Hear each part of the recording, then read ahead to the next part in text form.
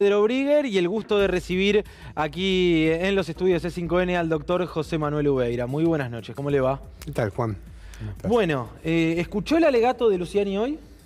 Sí, un pedazo escuché. Sí, muy encendido el doctor Luciani. ¿Suelen ser así los fiscales ante los Sí, tribunales? yo en lo personal creo que el doctor Luciani es una persona por la que yo tengo particular aprecio. Y me parece que en este caso particular está poniéndole la cara a una circunstancia que es de lo más desafortunado. Está cumpliendo el rol de fiscal. Me hace acordar mucho a Nisman en la causa AMIA, donde yo era contraparte. ¿Qué significa eso? Y significa que, bueno, que tiene la carga de una acusación muy concreta vinculado a un hecho que no sé si está tan convencido o cree en el fondo de su alma de que las cosas son como son. Parte, como decía yo recién, parte de la conclusión y va viendo de qué manera llega, como decían también en algún canal colega. Sí, hoy un jurista importante, Gargarella, dijo que era un alegato histórico. Digo, ¿dónde habrá quedado, por ejemplo, la del juicio de las juntas? ¿O dónde habrá quedado el nuestro en AMIA, ¿no? Si este es un alegato histórico. Lo que yo creo es que el doctor Luciani tiene un gran problema, que es el drama de todos los fiscales, que es que en este caso particular es una causa basada en la estructura del lawfare, que tendría que haber defendido Polichita y que él se tiene que hacer cargo. Entonces, hoy particularmente lo que queda, y las defensas lo van a poner más que blanco sobre negro, es la cantidad de elementos de prueba que son más que suficientes, tanto de documentos como de testimonios. De Son 3 toneladas de prueba, según Clarín. Sí, bueno, por eso, pero 3 toneladas de prueba, pero en AMIA debe haber 30 toneladas o 300 toneladas de prueba que si le prendes el fósforo es caro, porque no sirvieron absolutamente para nada. Entonces a mí esas cosas, esas son pavadas que se dicen. La realidad es que lo que está en el tapete son dos cosas. La primera de todas es que un gobierno, inclusive el de Macri, no puede ser una asociación ilícita. En segundo lugar, que para mí es fundamental, que es que dentro, digamos, de la actividad penal no puede haber enjuiciamiento a cuestiones que son pura y exclusivamente resorte de la Administración Pública Nacional. Y hay tres cosas que los ciudadanos tienen que saber. La administración pública se rige sobre 3 principios, que se llaman mérito, oportunidad y conveniencia. Y en función de eso, las decisiones políticas que se toman dentro de una jurisdicción, como puede ser una provincia o de la nación, no son sujetas a revisión por parte de los jueces, porque si no, no hay división de poderes. Y en este caso particular, lo que está ocurriendo en Comodoro Pi es que están metiendo las narices, desde hace rato, los jueces en las decisiones políticas que se toman en el ámbito administrativo. Con lo cual lo que tenemos es ni más ni menos que inmiscuirse un poder dentro de otro poder. Ahora, la intervención de la Corte Suprema en este caso. ¿Cuál fue el papel que tuvo la Corte Suprema? Que a mi ver no fue menor. Anómala. Totalmente anómala. ¿Por qué? Porque en principio, digamos que un caso vaya en revisión a la Corte por un tema de prueba, vinculado al tema que se hacía, yo me acuerdo que era por un tema de peritaje, si se hacían los peritajes, no se hacían los peritajes, se había toda una cuestión que la Corte, yo creo, si no es el primer caso, debe ser uno de los primeros casos de la historia de la Corte Suprema que se abocan a una instancia de tribunal oral en la cual la Corte no tenía absolutamente nada que hacer. Y claro, la pero Corte, se abocaron 3 años después. Claro, claro. Sí. Eso es lo que digo. O sea, es todo anómalo en esta causa. Entonces, la verdad es que, ¿qué es lo que agiganta la sospecha de Cristina Fernández si yo fuera imputado? Que claramente está todo diseñado de antemano. ¿Por qué? Y porque la anomalía en el proceso penal siempre se considera como un acto conspirativo. O sea, yo digo, concretamente, cuando vamos con el per saltum de Bruglia, Bertuzzi y Castelli, ¿estamos diciendo de que la Corte tenía una necesidad imperiosa de resolver per saltum la situación de 3 jueces? No, entonces, ¿qué es lo que pensamos? Y bueno, estos 3 jueces son 3 jueces dirigidos para determinado tipo de protección o de ambición o de línea. Entonces, la gente, ¿por qué tiene que dudar? Porque la Corte se comporta en forma anómala en esta causa particularmente. Y eso genera sospecha. Y la sospecha dentro del derecho penal es el corrosivo más grande que hay de cualquier tipo de sentencia.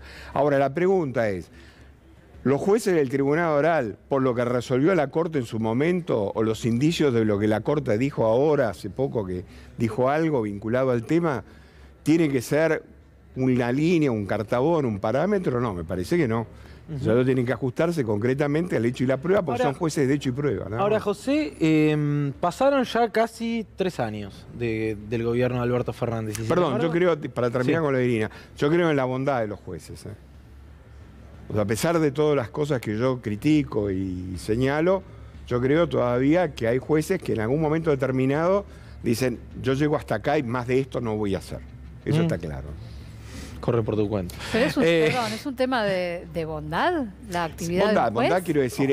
Honestidad intelectual, decimos. Bondad intelectual, o sea, quiero decir o sea, llego hasta acá y más de esto yo no voy a dar ni un paso que de cualquier cosa, de ahí no voy a poder volver. Creo particularmente que yo todavía estoy en la expectativa de todo eso, ¿no? Pasaron 3 años casi del gobierno del Frente de Todos y sin embargo hoy estás invitado acá para hablar de Lawfare que continúa. ¿Por qué? Porque el presidente Fernández en su momento determinado tuvo una oportunidad histórica en la apertura de su mandato de colocar un ministro de Justicia que hubiera colocado en agenda concretamente los grandes problemas nacionales en materia de justicia. Y se decantó por la ministra Lozardo, que fue una pérdida de tiempo y que no direccionó absolutamente nada de las políticas que el presidente supuestamente iba a implementar tanto en su campaña presidencial como en la apertura del discurso de apertura de las primeras sesiones. Entonces la realidad es que el fuego para propagarse necesita oxígeno.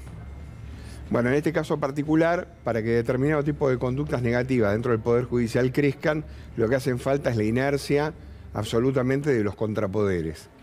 Y lo que hubo fue nada más que eso. Yo no sé si fue negligencia, fue impericia, no quiero pensar que hubo colusión. Pero la realidad es que cuando uno mira cuál es la situación en la que estábamos en el final del mandato de Macri, a lo del día de la fecha, te diría que en algún punto determinado estamos peor. ¿Peor? ¿Por qué? Porque yo creo que los jueces, por esto que te acabo de decir, porque como yo veo que no hay ningún coto a determinado tipo de acciones dentro de la justicia, y como realmente no hay un avance concreto, por ejemplo, vinculado a las acciones de los jueces de la Corte Suprema. Yo nunca vi un juez que se autoamnistíe con respecto a sus clientes y diga a partir de ahora voy a fallar. Digo, no veo juicios políticos, no veo concretamente una confrontación franca con el Poder Judicial. Digo, esto no es malo. En Estados Unidos, ahora la Corte Suprema acaba de fallar una serie de barbaridades. Y el presidente de los Estados Unidos y toda la línea... El aborto, entre otros temas. Entre otros temas, lo salió a putear hasta en japonés. O sea, pero esta es la verdad. Porque el sistema republicano no es que yo me guardo y la división de poderes y el Poder Judicial hace lo que se le da la gana. El Poder Judicial no hace lo que se le da la gana, hace lo que la República, que somos nosotros, decidimos que es lo que ellos hagan. Y acá entonces hubo... Bueno, acá lo que hubo fue eso. Yo no alcanzo a... Pues si temor o negligencia o intencionalidad incluso. Bueno, no quiero pensar en la intencionalidad. Pero, digamos, tanto error no puede ser. Y el presidente de la Nación, digamos, presidente de la Nación es un abogado. Y un abogado que hace penal. Y un abogado que defendía, hasta antes de ser presidente de la Nación, a algunos de los dueños de este canal. O sea, que el negocio lo conoce. Entonces, la pregunta es, ¿para qué llamás a una comisión de notables para resolver cosas que vos sabés que son así? ¿No es para darle legitimidad? No, ¿qué legitimidad? La legitimidad la tiene el presidente. Lo elegimos nosotros con el voto. El presidente no necesita ser reafirmado por lo que le dé una comisión de notables. O sea, lo que había que haber hecho era instrumentar un plan concreto para llevar adelante las reformas que hacían falta dentro de materia judicial. Y claramente, como dice Zaffaroni, y yo concuerdo con él totalmente, no es que tenés 50.000 jueces que son malos. No, hay 10 tipos en lugares estratégicos que son los tipos que de alguna manera te complican la vida, pero complican la vida desde el peor lugar, porque vos sabés que las sentencias ya están diseñadas. Un juez que te dice concretamente que en el tema del espionaje hay cuentapropismo Y que en el tema de Lara San Juan, el fiscal hoy acaba de ir a casación, te plantea la nulidad de la indagatoria y vos le das un sobreseimiento, como si de alguna manera los familiares de los de Lara San Juan fueran no sé qué cosa. Y nosotros tenemos que seguir arpándole los jueces a estos tipos, los salarios a estos tipos. O sea, la verdad es que a mí lo que me molesta, pues yo pago muchos impuestos como pagamos muchos argentinos, es que yo le estoy pagando el salario a un grupo de tipos que son unos sinvergüenza. Así que es evidente que son unos sinvergüenza. Entonces, a Casanelo le hicieron una causa y tremendo problema porque decían que había visitado falsamente a Cristina Fernández en Olivos. Y resulta que acá el presidente del Consejo de la Magistratura, que se llama Galle Tagle, o Tagle Calle de Gallo, no me acuerdo, son las dos calles. Gallo Tagle. Gallo Tagle, bueno, ahí está. Dijo que en cualquier caso ese era un problema de ética y que evidentemente había un tema de ética en ese tema. Sí, sí. Entonces, bueno, ¿cómo y es? se archivaron las denuncias por inexistencia de delito. Inexistencia de delito y cantidad de cosas. Ahora, si yo soy, creo que le decía a Irina recién, en materia de justicia, vos lo único que no podés es dudar. O sea, el corrosivo más grande de la justicia es la sospecha de parcialidad. O sea, la primera regla es el juez imparcial. Y si el juez se sienta a comer con el presidente, o se va a jugar al pádel con el presidente, o un integrante de la Corte va a ver al presidente y cuando yo lo interpelo, él me dice que fue a ver al presidente en representación de la Cámara porque era presidente de la Cámara, y es mentira, y está en funciones. Entonces, uno se pregunta seriamente, bueno, digamos, ¿esto es un sistema de justicia? No, esto es un reparto de cargos, nada más.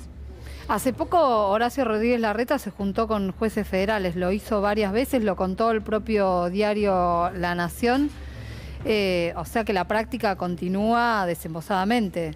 Claro, porque en última instancia es naturalizar, es como diría un amigo mío, estamos naturalizando la prostitución.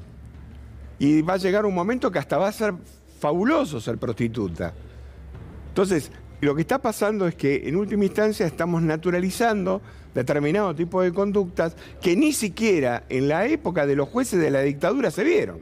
Pero no hay ninguna norma, algo que Pero claro que hay esto. normas. ¿Y qué es lo que hay? Bueno, el Reglamento para la Justicia Nacional, que no sé si la habrá tirado por la ventana, pero si el que yo conozco, el que yo conocí en su momento determinado, el juez no podía ir a las carreras, no podía ir al hipódromo, no podía ir a un teatro de revistas, porque se consideraba de que eran ámbitos que eran impropios para que realmente el tipo sea juez. ¿Por qué? Porque el juez está un peldaño arriba de los mortales, de todos nosotros. Entonces, si vos al presidente de la República te convoca y vos sos una autoridad, como el presidente de la Corte Suprema, lo podés ir a visitar. Ahora, ir a jugar al pádel con el presidente de la República y después tenerlo al presidente de la República como judiciable, digo, pregunto, ¿se te pasa por la cabeza de que puede haber algún grado de imparcialidad en todo esto? Bueno, perdón, pero con esa vara no se juzgaban las supuestas visitas de Casanelo Olivos, que de hecho fue con condena, confirmado que hubo intervención de los servicios de inteligencia lo acabo de en la decir. operación. No, pero digo, fue tapa del diario no sé cuántos días. Casanelo Olivos, gente mirando a cámara decía, Casanelo, usted estuvo en Olivos, no se haga el distraído y demás, y ahora frente a eso, confirmado por los propios registros. Por eso es que te vuelvo a repetir, lo de Casanelo no pasó hace 50 años. No. Lo de Casanelo pasó ahora. Y lo de Casanelo es la demostración clara del sistema de la doble vara. Pero, digamos, a mí, yo no como con la tapa de Clarín ni de La Nación. Por mí, yo uso mucho La Nación para prender el asado los días domingos y funciona mejor que el Clarín. Pero lo que quiero decir, no es lo que me preocupa que es lo que diga el diario. A mí lo que me preocupa es lo que hace el poder concreto de los ciudadanos cuando ve que determinado tipo de manifestaciones se lleva por delante los derechos de cada uno.